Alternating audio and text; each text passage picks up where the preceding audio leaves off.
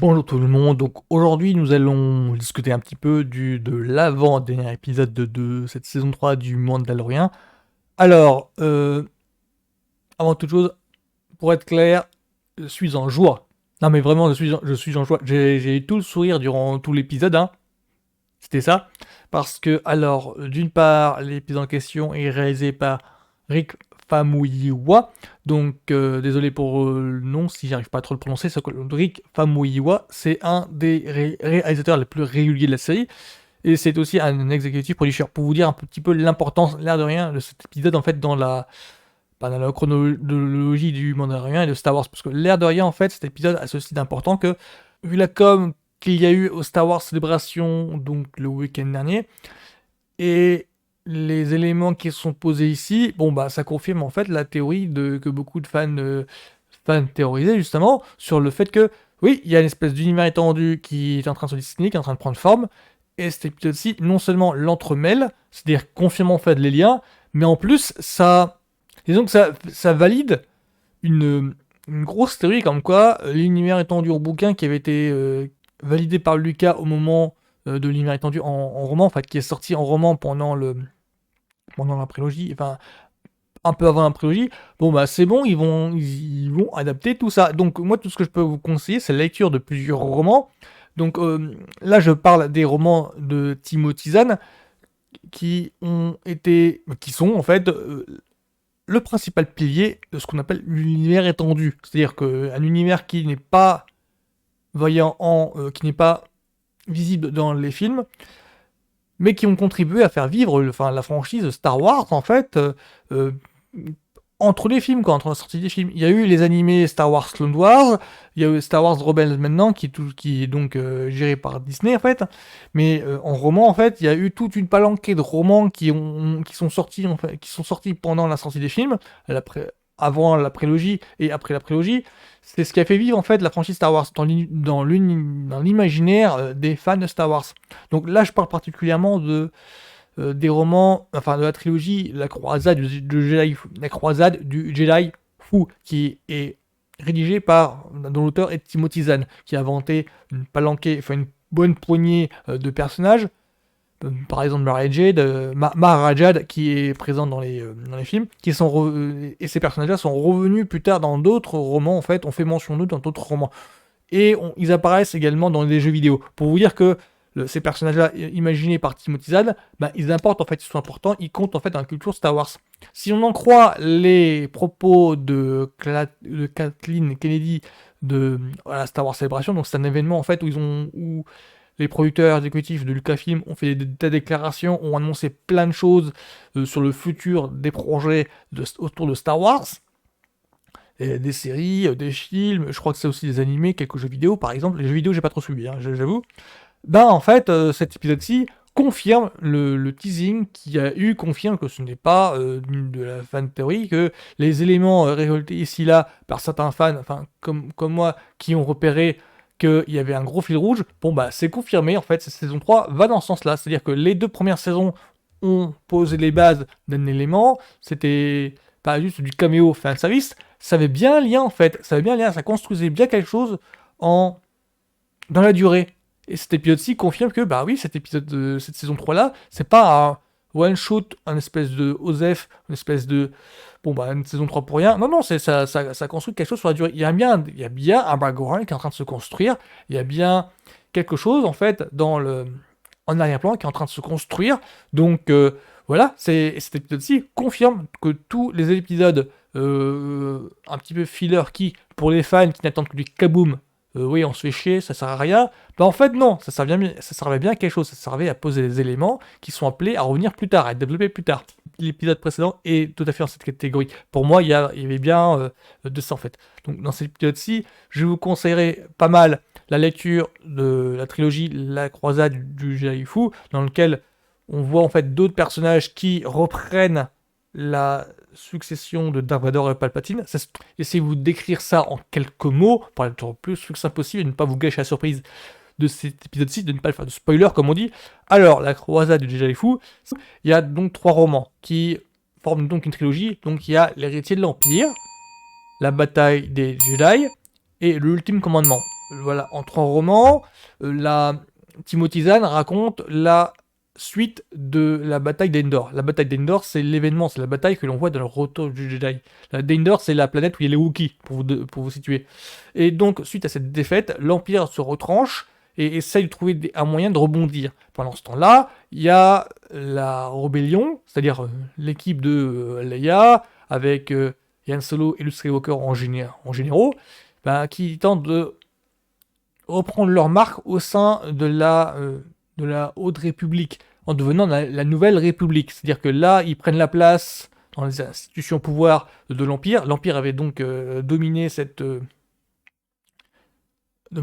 ces instances-là, et donc ils essayent de reprendre leur place. Il y avait le charme de la trilogie de Timothy Zahn, c'était de montrer, d'un côté, donc la rébellion qui reprend ses marques au sein des institutions de Coruscant, et de l'autre, et l'Empire qui essaie de rebondir en regardant un petit peu ce qui lui restait comme manœuvre, comme fantassin, comme bataille. Parce que l'air de rien, la bataille d'Endor lui a été très dommageable. C'est pour ça que il y a un côté, ah, mais comment on fait pour bondir? Comment on fait pour reprendre les rênes du pouvoir? Voilà.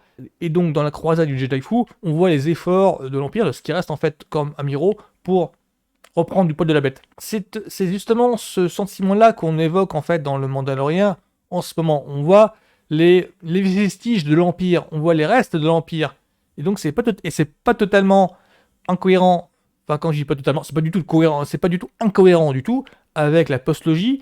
C'est qu'en fait, la postlogie se déroule 20 ou 30 ans après le retour du Jedi, alors que les héritiers de l'Empire, par exemple, le premier roman de la croisade du Jedi Fu, se situe lui, genre quelques mois après, pas très loin après. Il y a aussi un autre roman qui s'appelle Treva Bakura qui se déroule, lui, juste au lendemain de la bataille de Endor. Pour vous donner une idée de la chronologie un petit peu bordélique des romans, c'est que si on prend dans l'ordre, dans la chronologie, il y a le retour du Jedi, et en roman, il y a la Treva Bakura, et ensuite il y a le tir de l'Empire. Treva Bakura est sorti bien après, la mémoire.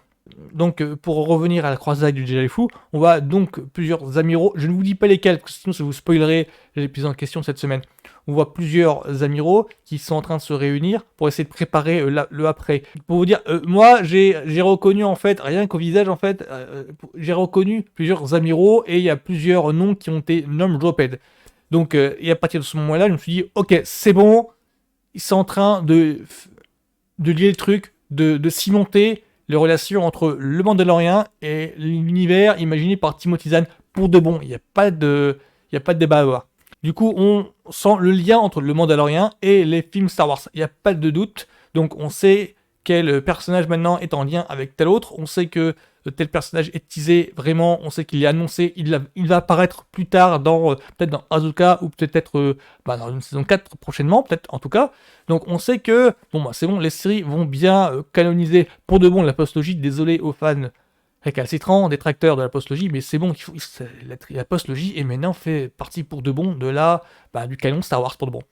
Donc moi, tout ce que j'ai à dire sur cet épisode-ci, c'est que bourré d'action, mais vraiment, tous les petits liens entre les personnages, c'est bon, ils sont développés, ils connaissent un dénouement, en tout cas un développement qui les rend attachants. L'air de rien, il y a plusieurs épisodes comme ça, où s'il n'y avait pas eu ces épisodes-là, telle ou telle scène dans cet épisode-ci n'aurait pas fonctionné.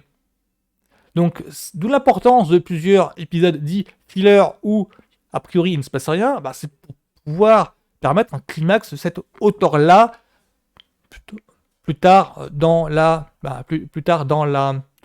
saison. Donc, pour moi, cette saison 3-là, pour moi, c'est un petit peu ce que j'attendais. Ça, c'était ma récompense ultime.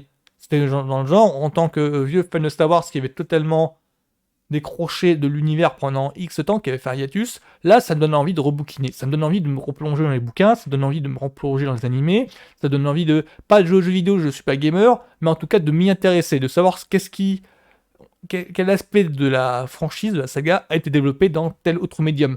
Voilà, donc moi, tout ce que ça me donne envie de faire, c'est de me replonger dans les bouquins. La croisade du Jedi Fu, l'ultime commandement, je ne l'ai pas encore fini. Le Clone Wars, je suis en plein dedans, je suis à la saison 3.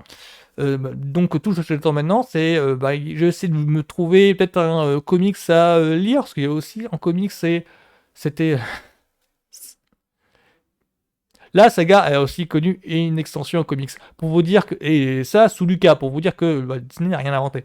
Donc tout ce que j'ai à dire pour moi, pour cet épisode-ci, c'est que du tout bon, vous pouvez y aller les yeux fermés, mais ça aurait été dur, ce serait dur d'apprécier vraiment à sa pleine mesure cet épisode-ci, les yeux fermés. Enfin, vous voyez la vanne.